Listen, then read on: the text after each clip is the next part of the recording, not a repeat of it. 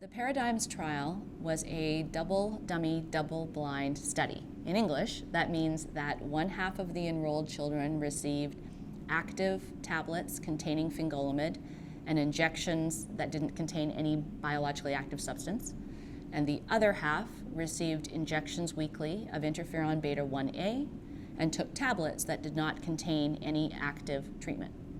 They were not told which arm they were in, so all patients were blinded to which treatment they were receiving, as were the doctors that were monitoring them. This was a study that went up to 2 years for each person, with the primary goal to compare the number of relapses per year between the two groups. Subsequently, we also looked at the MRI features of the two groups, and we looked at whether disability accrual or new disability was different between the two groups of children. What the study showed was that the relapse rate in the children who were treated with fingolimod was reduced by 82% compared to the children who received the interferon beta 1A. Obviously a very positive result. On MRI studies, there was about a 53% reduction in the number of new what we call T2 or bright lesions in the brain in the fingolimod arm as compared to the interferon arm.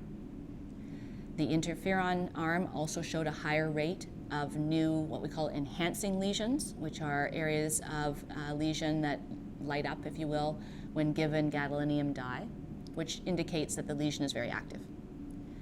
When we measured brain volume, and more importantly, the change in brain volume over time, there was a reduction in the rate of brain volume loss in the children in the fingolimod arm compared to those in the interferon arm. So on fingolimod, the brain volume changed by approximately 0.48% per year in the children in fingolimod, and by about 0.83% negatively in the children on interferon. So both groups of children lost some brain volume during the study, but there was obviously far less brain volume loss in the children on fingolimod. The children receiving fingolimod also were less likely to acquire any measurable disability compared to those in the interferon arm, although across the whole 200 plus number of patients, there were very few children who acquired any disability. So that measurement is difficult to compare because acquiring disability in pediatric multiple sclerosis is actually quite infrequent when people are still children. So overall, the study was highly effective in that it showed that fingolimod was superior to interferon beta 1A in terms of clinical benefit and MRI features. Side effects between the two groups were also compared. Overall, both arms of the study were felt to be pretty safe. There were a few side effects that are noteworthy. There were a small number of children on the fingolimod treatment who experienced seizures. Most experienced only one, and there were a very small number of children who had seizures. I think 4 were reported in the formal study. This was not seen in the children on interferon. So whether that's truly related to fingolimod is under study, but is noteworthy because it was different.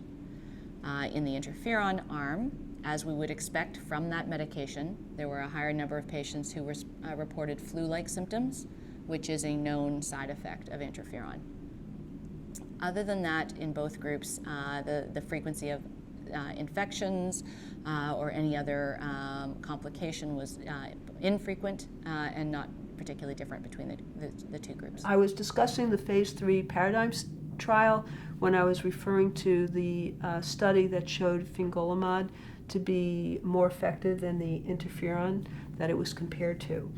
And the very interesting thing about that study was that, one, the side effect profile was very comparable to what's been observed with adults, so it was very well tolerated. The other thing that was noted in that study was that the reduction in relapses was so dramatic with the fingolimod, in contrast with the interferon beta 1A IM intramuscular injection, the relapse rate was quite a bit higher. So it was in the 0.6 range, which basically means you're having a relapse more than every other year, in contrast to having a relapse like once in every 8 years. So that was sort of the difference in the treatment response to the medications. The other thing that we found was that there are changes to the brain that happen with MS. So we use MRI for diagnosis, but we also use it to monitor the treatment response. So in someone who's poorly treated, new inflammatory lesions develop on the brain or spinal cord. In the Paradigm study, only the MRI of the brain was used to monitor the disease. And in the fingolimod treated group, there were many fewer new lesions, many fewer expanding lesions, many fewer enhancing lesions compared to the group that received the interferon. The other thing that I personally think is very concerning is that MS, if untreated, can lead to these inflammatory changes, but also can lead to loss of brain tissue. And you really don't want to see that in a youngster.